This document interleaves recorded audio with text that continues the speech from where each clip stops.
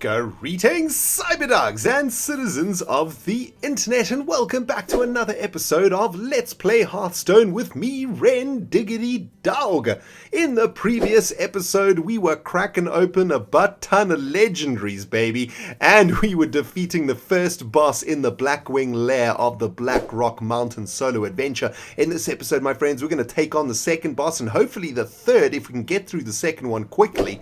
And of course, we're going to be cracking open 3 more booster packs, man. See if we can get some more legendaries up in this jazz. Anyway, guys, I hope you are well today. I hope you're comfortable. Hope you got something crunchy to snack on, something tasty to drink, because it is time to sling some cards. All right, my friends, one moment while I have a sip of this tasty beverage.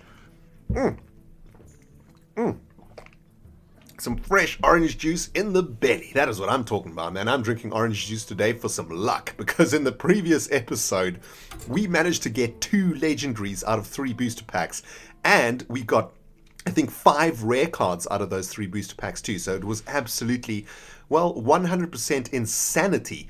I don't think that's going to happen again for a while, guys, but you never know. The plasma gods seem to be on our side at the moment. But guys, without further freaking ado, man, let's crack open some packs for today's episode. Let's just appease the plasma a little bit, and let's hope for something awesome. Kaplooey. Come on, baby, give us something awesome. All right.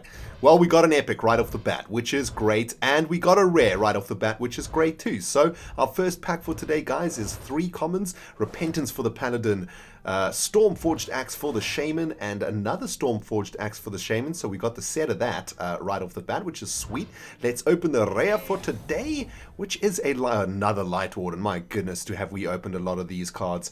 Well, that's turning into 20 dust straight out of the kitchen into the oven, man. That's what that Light Warden's doing. All right, let's crack open our epic for this evening, guys. Kaplam! It is a snake trap for the hunter. When one of your minions is attacked, summon 3/1/1 snakes. Well, that seems pretty decent, actually. So not too sad about that pack, guys. A pretty good one to get started for this evening, but I would like to see some gold. Come on, plasma gods. Do us proud. Bam!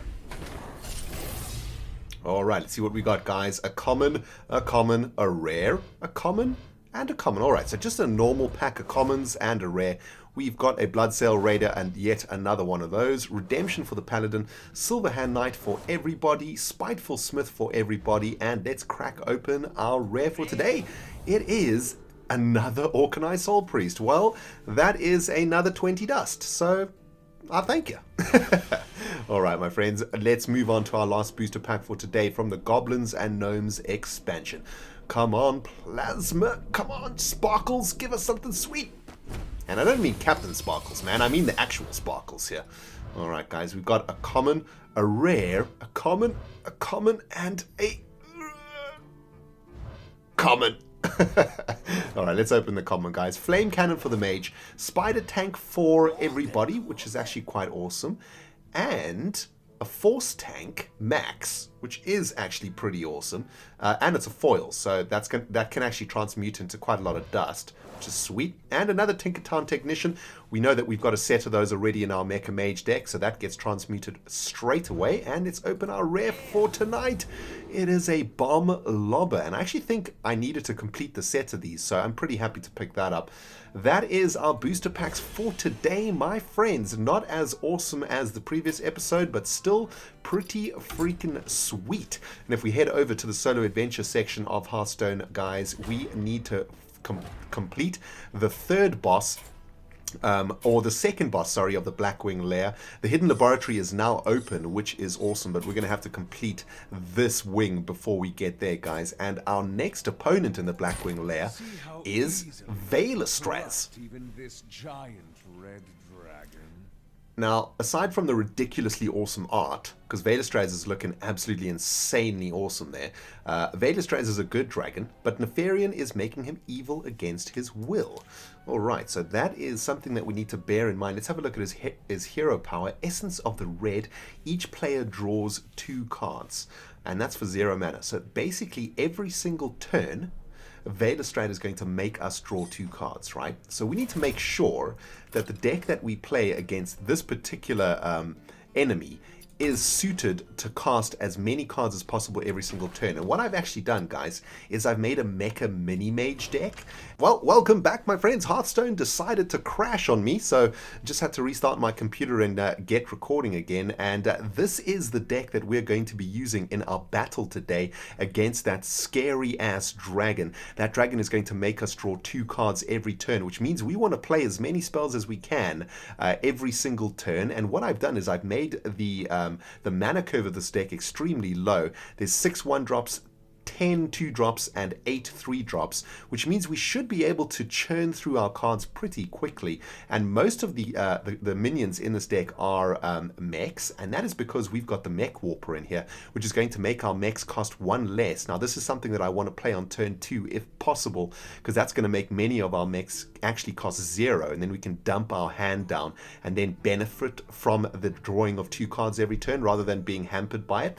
Now, I've added a little bit of tech into the deck also. Check it out, guys. We have Dancing Swords here, which is a 4/4 for 3, which makes the opponent draw a card when it dies, but our opponent is going to be probably close to maximum hand size 2, and Dancing Swords death rattle doesn't seem like a bad thing then. If we can make our opponent burn some cards when they draw, I think that'll be a pretty good thing also. We've got Goblin Sapper in here. We've only got 1 of these, unfortunately, but it has 4 attack while your opponent has 6 or more cards in hand, which seems like a likely scenario to be facing. Mind Control seems like a pretty good card to have in the deck. Also a nice low mana minion that'll potentially steal for us a minion from our opponent. And we have everything else is kind of standard. We've got Piloted Shredder, Goblin Blast Mage, and Fireball in here. But I'm hoping that the tech that I've put into this deck is going to help us against this particular opponent. I mean, this is quite a weird hero power that he has, making us draw 2 cards every turn.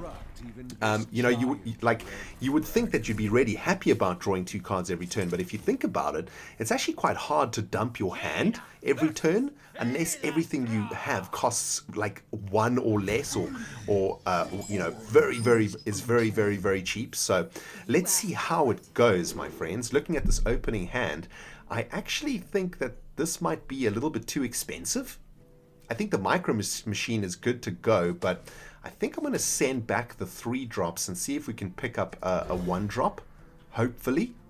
And more importantly, I want to get, well, we pick up another couple of 3-drops, so that's not ideal. But here we go, guys. Vaelastraz the Corrupt, Blackwing Lair in Blackring Mountain. Hello, Vaelastraz. Good luck to your butthole, my friend. Nothing to do on turn 1, unfortunately, so we're going to send the turn back. And in the meantime, let's unplug Ragnaros' toilet. All right, there's a Clockwork Gnome. Probably a turn too late, I'm afraid. It looks like we... Do we just want to run out Micro Machine here? I think so. As soon as Micro Machine can start getting its value, the better. It gets +1 attack at the start of each turn, which is pretty sweet. Send the turn back. Next turn, we could potentially play Frostbolt and Clockwork Gnome. So that seems pretty good. He's going to Arcane Missiles. Hopefully he misses. No, he doesn't miss the Micro Machine, unfortunately. But now we could play Annoyatron and Clockwork Gnome, so that seems like a good turn for us.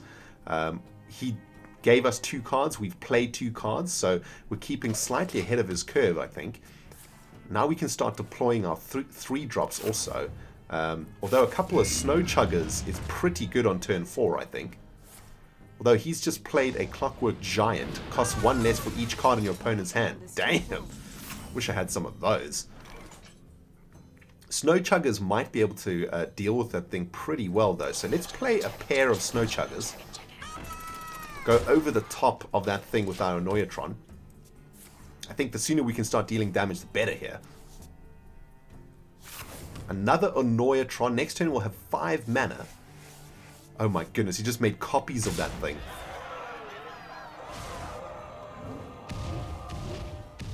Arcane Missiles doesn't do much there. We're starting to burn cards now, which is not good for us. And another Annoyatron is actually very excellent. So I think I'm going to freeze the 8/7 with one of the Snow Chuggers, get in for a ton of damage. Let's give... We've got 5 mana here, so let's try and cast as many cards as we can. I think we could play Annoyatron and Piloted Shredder, possibly?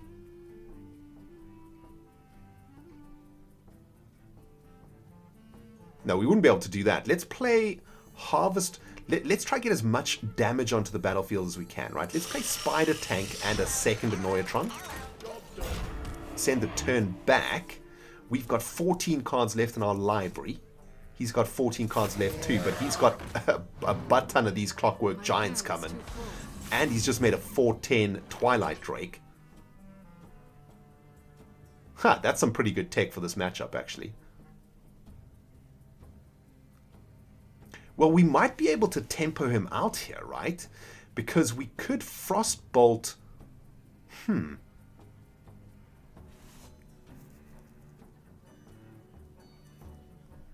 Mind Control tech seems like something that we want to have in the next couple of turns. We might be able to steal something quite juicy. In the meantime, why don't we Frostbolt? That'll take us down to 4 mana. Then we can play Spider Tank and Clockwork Gnome. So let's Frostbolt the 4/10.